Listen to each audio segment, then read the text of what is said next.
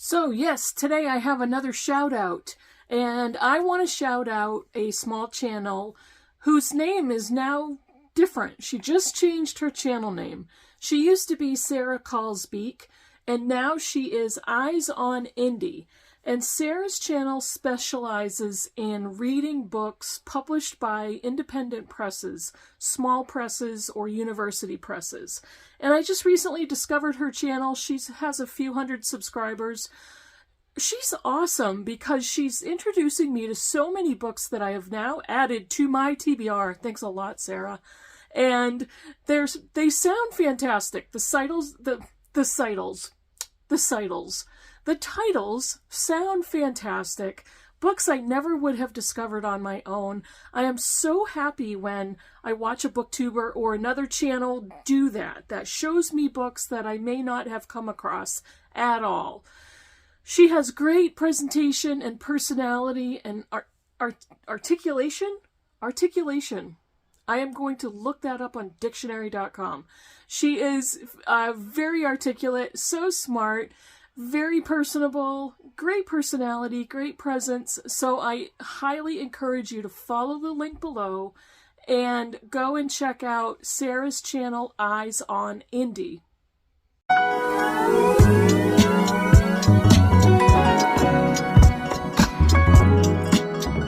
Hey Booktube, it's Kim at Middle of the Book March, and it's April Fools, and I hate April Fools. I really do. I absolutely hate April Fools. I hate being surprised. I hate shocks. I hate pranks. I hate it all. Hate it all. I don't know why. I don't know if I grew up that way. I don't know. I don't know what it's from, but I hate it. So I'm not a big fan of April Fools. It just happens that this particular edition of my Bookish Week falls on April 1st. So let's just roll with it. Let's see, I finished a book that I'm going to talk to you about, but I finished it a couple of weeks ago, I think. But I am going to talk about that and wrap that up. And then I had 2 DNFs. I know. It was a rough one. It was a week. So I didn't get as much reading done as I was hoping to get done. One of the DNFs, lucky for you guys, I am going to give away. So let me get started and we'll get to that point. I'm going to wrap up Sea of Tranquility by Emily St. John Mandel. This is my former library copy.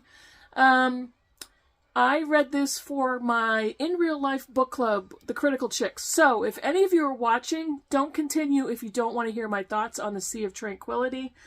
Or it's just Sea of Tranquility. There's no "the" in the title. This is a new release. This was published in 2022, last year. And it's kind of a continuation of The Glass Hotel, which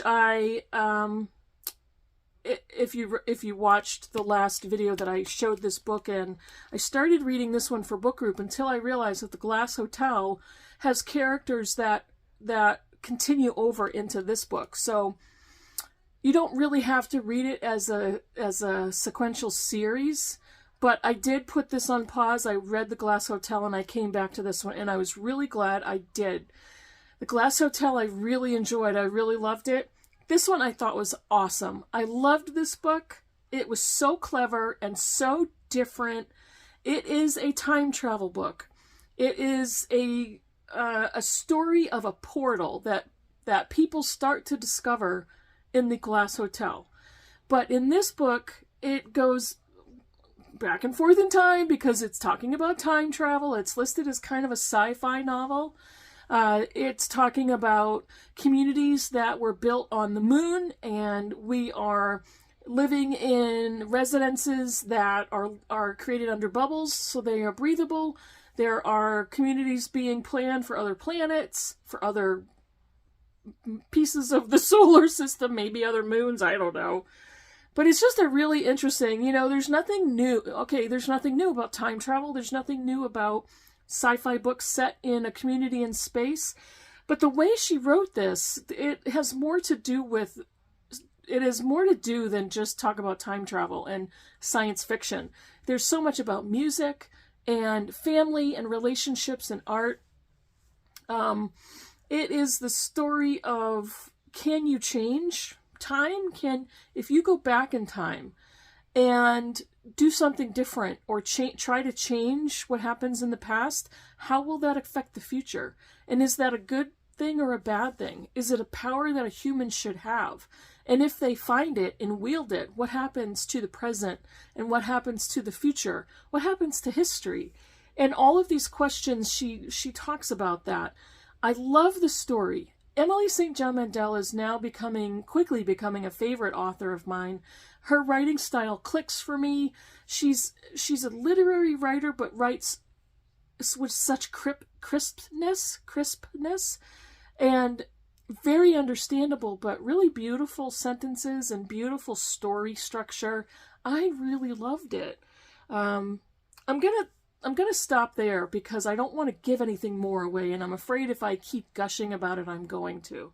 But I really liked Station 11. I read, and it was a 4-star book for me. The Glass Hotel was an enthusiastic 4-star. I believe I gave this a 5-star, maybe 4.5, rounded up. But yeah, I really loved Sea of Tranquility, and I highly recommend that one. Okay. For March of the Mammoths, I had a stack of Mammoth books. I think I had 4 or 5 that I was going to attempt. I did finish one. I completed one. I DNF'd one. I have 2 classics ongoing, and I DNF'd another one. And then there was the last one I didn't get to. But I did DNF a Mammoth. This is not the one I'm giving away, but I got to 50% in this book, and I said, this is not for me. And this particular DNF makes me very sad because I had high hopes and expectations for this book, and it has such high praise on Booktube and elsewhere. I've talked to several people who really love it, and I was expecting I was going to love it, but I didn't. I do appreciate the book, and I appreciate the author. I appreciate the writing. This did not click for me, and this is The Luminaries by Eleanor Catton. This was Catton, as a person, was the youngest person to win the Booker Prize for this book. She was 28 years old when she won. I get that. I can see that. She writes in a contemporary Victorian style, so the novel is very Dickensian. I did notice some possible Eliot vibes going on in there. She has an epigraph in front of each chapter. I really liked the style. I liked her writing style. At times I felt like she's trying to be too clever. It sounds cliche. It sounded cliche at too many points during the novel. And I think that was one of the things that put me off. The other thing that put me off is she went on for a really long time to set up this mystery. And it's kind of a murder mystery. It's set in New Zealand in the gold rush in the 1800s. There's a lot of the word whore everywhere, and got sick of that. I got sick of that. One of the main characters is what is called a whore, and it's a stereotypical situation of the prostitute with the heart of gold. So I wasn't into that. Reading a novel that includes sex workers, interesting, fascinating, but not the way this one was portrayed. I got bored with the number of characters that are paraded, and we go back and forth between numerous perspectives, and it just was very slow. So, she also does a lot with astronomy, and it's the beginning of each chapter, she's following phases of the moon. I know nothing about astrology. I know nothing about astronomy. I know nothing about moon phases and all of that stuff. So somebody who may know a lot about that, you would kind of have to get what she's trying to do or where she's going with it. I had no interest. So I do appreciate this novel. I appreciate her writing. I kind of, know what she was trying to do, but this book did not connect for me. I didn't connect with it. So I was really disappointed. Now, this next DNF, this is a Women's Prize long-listed book. and I DNF'd it at 30%. I am going to give this away because it is a brand new release. It is a Women's Prize long-listed book. I would love to give it to somebody who's interested in reading the books from the Women's Prize long list. And I'm not sure. Maybe it makes the short list. I don't know. I think we're going to know in the next several weeks in April. So if you would like this book, write me a comment down below. If you are the first commenter, I will contact you, or you can contact me privately over Voxer or my Goodreads message board and tell me that you would like this book. The only thing I ask is that you help me pay for shipping. So it'd probably be about $5.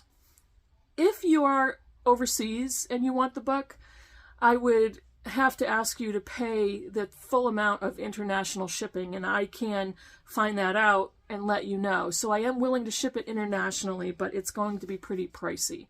So this is Trespasses from Louise Kennedy. And Britta and I did start a buddy read of this because Kennedy is an Irish female author. We were really interested to read this book. Britta is reading the entire long list of the Women's Prize. And so we were very enthusiastically doing a buddy read.